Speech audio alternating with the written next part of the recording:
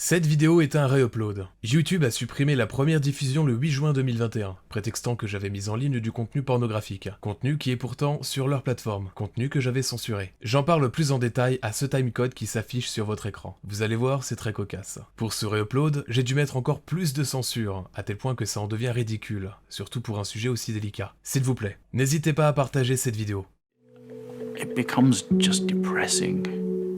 Yeah, because you're always seeing the bad side of humanity. You're seeing the low-level, nasty, difficult lives that many people lead.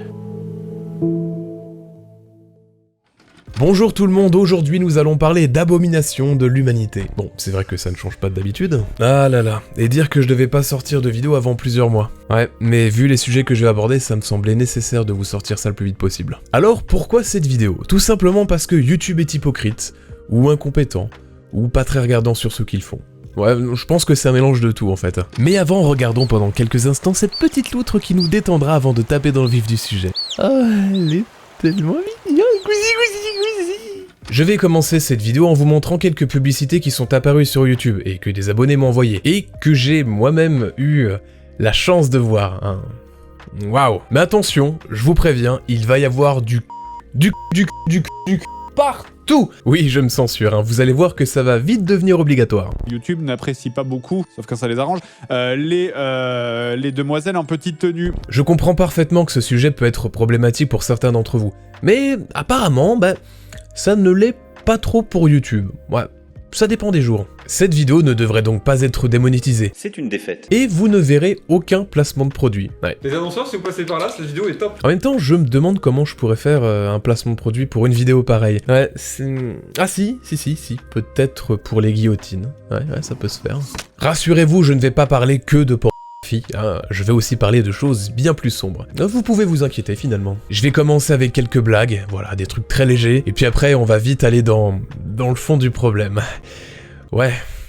Voici le genre de publicité que nous pouvons retrouver sur YouTube, et que les enfants peuvent voir. Remarque, c'est plutôt dans le thème, voir deux enfants jouer avec un animal, je trouve ça franchement mignon. Alors bon, par contre je sais pas pourquoi est-ce que le gamin a le froc baissé, il y a sans doute une raison valable. En tout cas, mention spéciale à cette pub, il y a eu un floutage au niveau des et ça fait plaisir, parce que c'est pas tout le temps le cas. Ah, ok, alors... Il y a un léger truc qui me dérange sur cette photo, je pense que tout le monde le voit. Enfin non, justement, on ne le voit pas.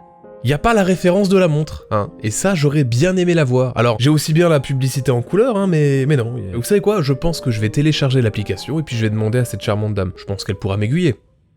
Ah! M'aiguiller montre. Je l'ai pas fait exprès, en plus c'est de l'impro. Alors, c'est marrant parce que je suis sûr que certains ne vont pas du tout avoir de problème pour regarder cette publicité. Alors je suis sûr qu'en face d'elle, il y a ça. J'aime quand c'est très raisonnable et quand ça l'est un peu moins. Quoi qu'attendez... Ah non. La pub veut mettre en avant une nouvelle musique. Ah on pouvait pas penser ça au premier regard, Non, va falloir être un petit peu plus précis pour les prochaines.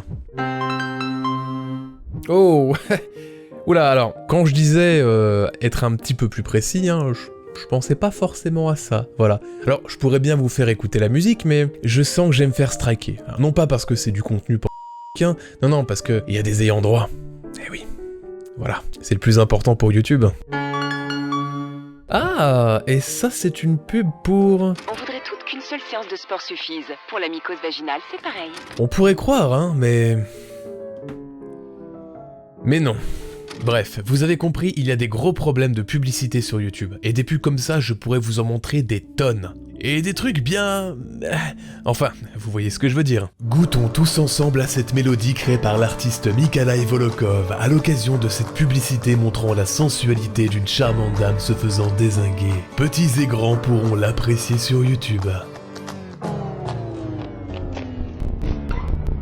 Mais ce qui m'a particulièrement bien énervé ces dernières semaines, c'est quand je suis tombé là-dessus. Je vous présente Dana Taranova, une jeune fille de 15 ans, originaire d'Ukraine, qui est depuis plusieurs semaines affichée sur une pub de rencontre en ligne, avec pour phrase d'accroche « Relation d'une nuit ». Pour rappel, elle a 15 ans. Je crois que cette application vise une clientèle assez spéciale, Vous voyez ce que je veux dire? Ce genre de personnes qui aiment bien regarder des vidéos avec des enfants. Cette application est trouvable sur Google Play, et je me suis permis de mettre un petit avis. D'ailleurs, en parlant d'avis, il y en a 5 qui datent du 24 janvier 2021 et qui sont tous à 5 étoiles. Étrange, j'ai l'impression qu'il y a eu un petit boost ici, non? L'application a été supprimée de Google Play quelques jours après, donc c'est bien, finalement...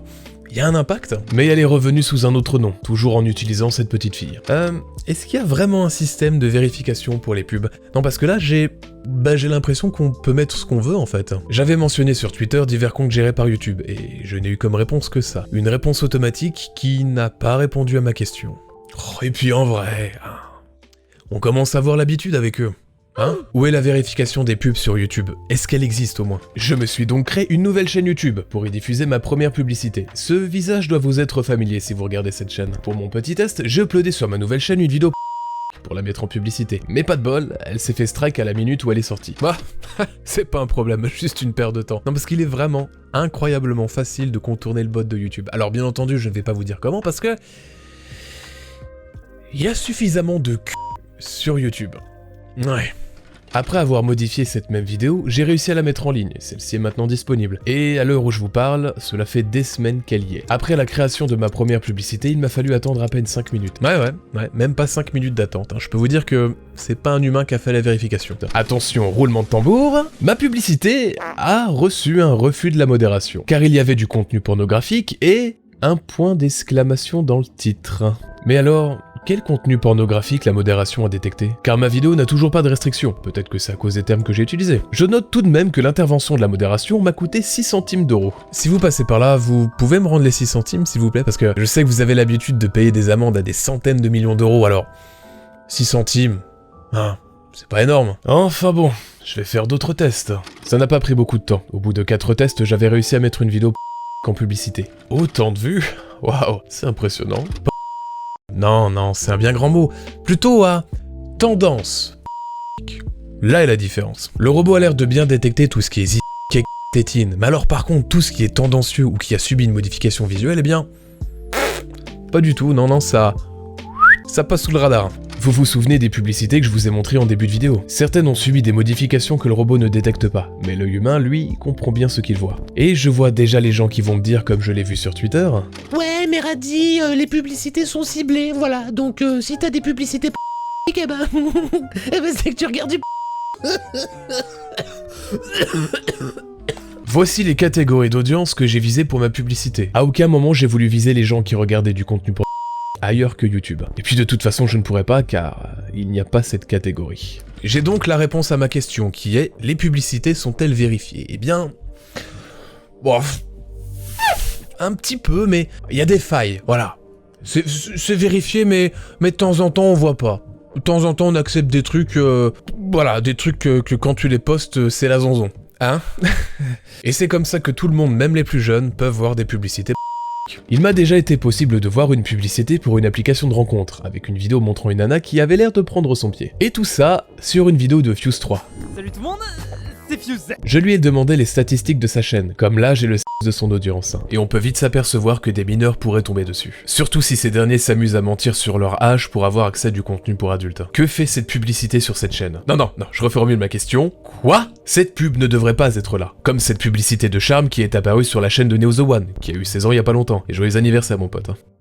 Oui! C'est quand même marrant quand on y pense, que les créateurs de contenu peuvent se faire censurer à cause d'un morceau de poitrine ou d'un peu de sang, et que de l'autre côté, YouTube autorise des publicités ou pédophiles, et que certaines vidéos de arrivent à être monétisées. Ouais, c'est marrant. Et qu'il est même possible de voir des lives sans limite d'âge ou des nanas dans sa poêle.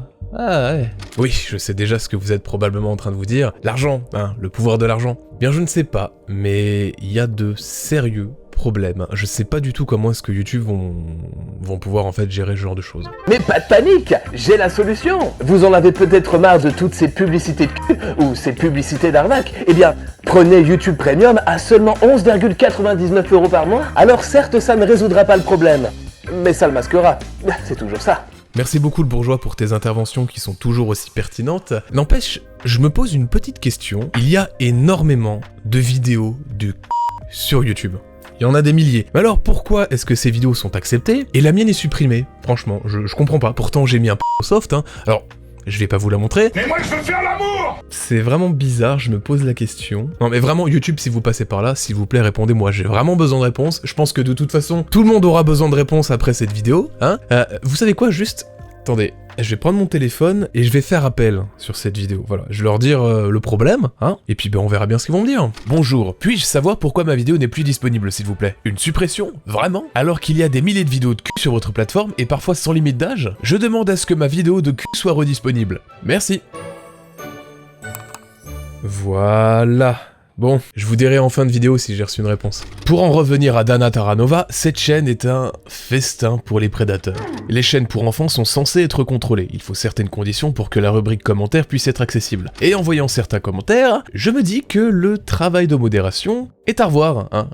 Il y a énormément de commentaires dérangeants. Quand nous prenons le temps de cliquer sur certaines photos de profil, nous pouvons clairement voir que ceux qui sont derrière ont un certain âge. Ces commentaires destinés à une petite fille de 15 ans sont déplacés. Bon, celui-là on est d'accord, il est un peu plus que déplacé. Et ce qui me fait peur dans tout ça, c'est que la plupart reçoivent un cœur, une sorte d'approbation de la part du gérant de la chaîne. Mais alors, qui est le gérant de la chaîne? Qui est cette personne qui ne prend pas la peine de traduire les messages avant de les adorer?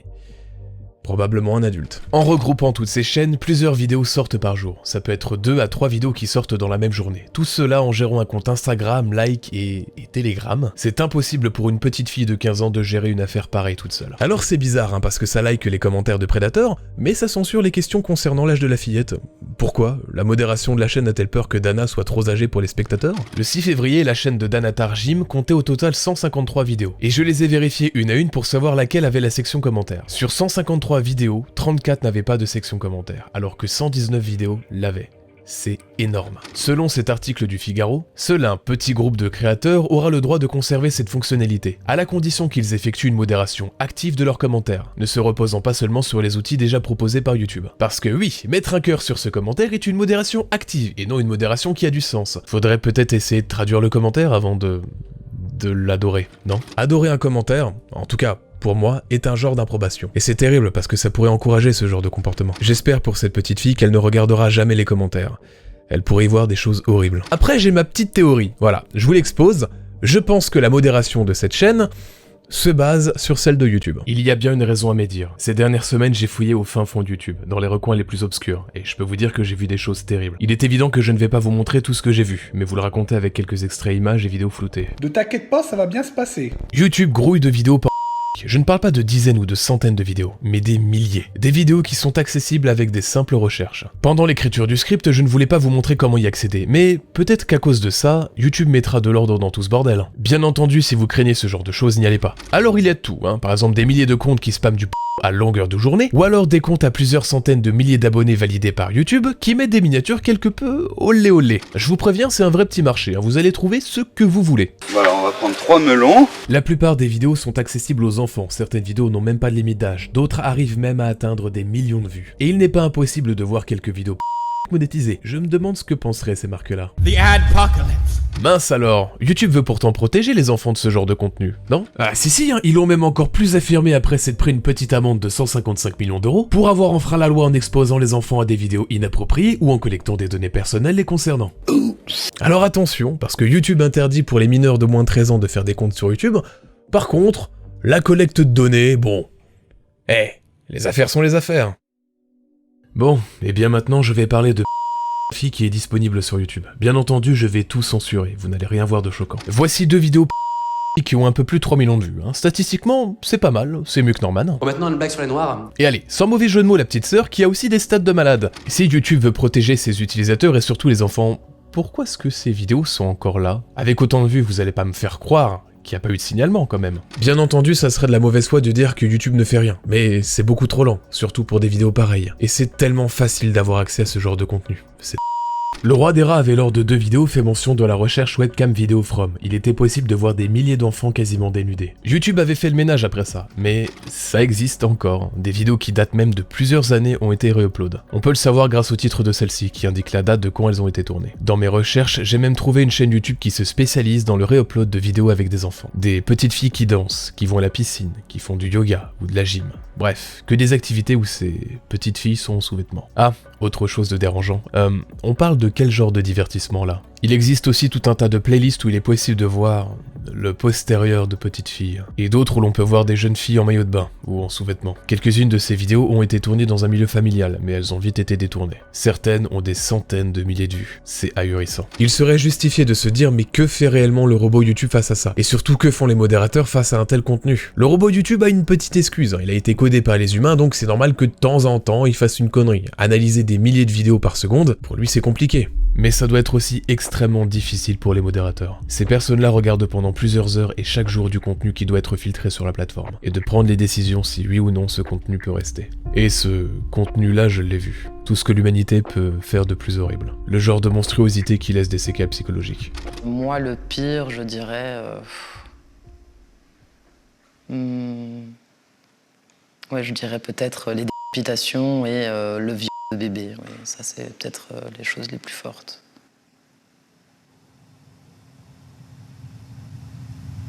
Ça peut être difficile de croire que de telles choses sont hébergées sur YouTube, mais c'est bien le cas. Et c'est pareil sur d'autres plateformes. Bref, j'ai vu ces horreurs pendant plus de 2 semaines, donc pas par plaisir, comme certains imbéciles s'amusaient à dire sur Twitter, mais pour vous avertir et peut-être changer les choses. Faites vraiment attention à ce que vos enfants, votre petite sœur ou votre petit frère font sur internet. Je ne dis pas de les contrôler, mais ne serait-ce que les accompagner pour leur faire connaître les bénéfices et surtout les risques que l'on peut retrouver sur internet. Sans faire mention de ce que je vous ai dit dans cette vidéo, combien de fois j'ai pu voir des annonces mises en avant par YouTube qui redirigent les gens vers des sites d'arnaques qui siphonneront votre carte bleue avec des abonnements cachés. Des arnaques qui parfois utilisent l'image des autres. Ou des influenceurs qui font de la promotion de contrefaçon de produits dangereux pour notre santé ou qui sont simplement inefficaces. Internet pullule d'individus ayant des mauvaises intentions. Ça, vous l'avez très bien vu sur cette chaîne. Il vient de se passer quelque chose de, enfin pour moi, de très traumatisant. J'avais mis mon Snap en barre en description. Et il y a une fille qui est venue me parler et qui m'a dit est-ce que tu peux ajouter mon frère s'il te plaît? Moi, gentil, je l'ajoute. Il me dit t'as l'air gentil et tout ça. Je lui dis ah bah cool. Et après je lui dis désolé, je dois travailler. J'ai été travailler dans quoi. Et je reviens sur mon téléphone et là je vois qu'il m'a envoyé une vidéo. Il m'a envoyé une vidéo de lui en train... Bon, les gens avec un âge assez haut auront compris. Je souhaite à personne de vivre ça vraiment. Ça, sur le coup, ça m'a vraiment fait pas peur, mais ça m'a vraiment traumatisé. Je souhaite à personne de vivre ça vraiment. Et si tu passes par là, je te demande de ne plus le faire. Parce que pour une enfant de mon âge, alors que je n'ai que 11 ans et que toi t'en as 25, bah voilà, je souhaite à personne de vivre ça. Vu l'importance des sujets abordés, je vous demanderai s'il vous plaît de partager cette vidéo. Tout seul je ne peux pas faire grand chose, mais ensemble on peut arriver à faire bouger tout ce bordel. Et si vous avez envie d'en informer les journalistes ou même des influenceurs et influenceuses, très bien, mais je vous demanderai de faire ça dans le respect s'il vous plaît. Je vous mets un lien Google Doc dans la description de cette vidéo, avec presque tout le contenu malsain que j'ai pu retrouver. N'hésitez pas à le signaler. Pour le contenu... plus grave, j'essaierai de prendre contact avec YouTube et d'en faire directement les signalements. Je ne peux pas vous exposer toutes les horreurs qu'il y a. Comme nous avons pu le voir, il y a de très gros problèmes sur cette plateforme. Je pense sincèrement que YouTube doit prendre des nouvelles mesures pour protéger ses utilisateurs. Mais aussi pour les modérateurs et modératrices qui se tuent toute la journée à voir du contenu juste ignoble et qui n'ont pour la plupart pas d'aide psychologique. Pour ma part, je ne pense pas refaire de vidéo sur ce sujet, sauf si c'est vraiment indispensable. Ces dernières semaines ont été suffisamment pénibles, et je n'ai pas envie de revivre ça. S'il y a des bons changements du côté de YouTube, j'en parlerai sur mon Twitter et sur mon Instagram. Voilà, bon bah je pense que je vais vous dire au revoir. Juste un instant. C'est vrai que je devais vous lire la réponse que j'ai reçue de YouTube, vous savez par rapport à ma vidéo qui s'est fait delete, en fait, ma vidéo.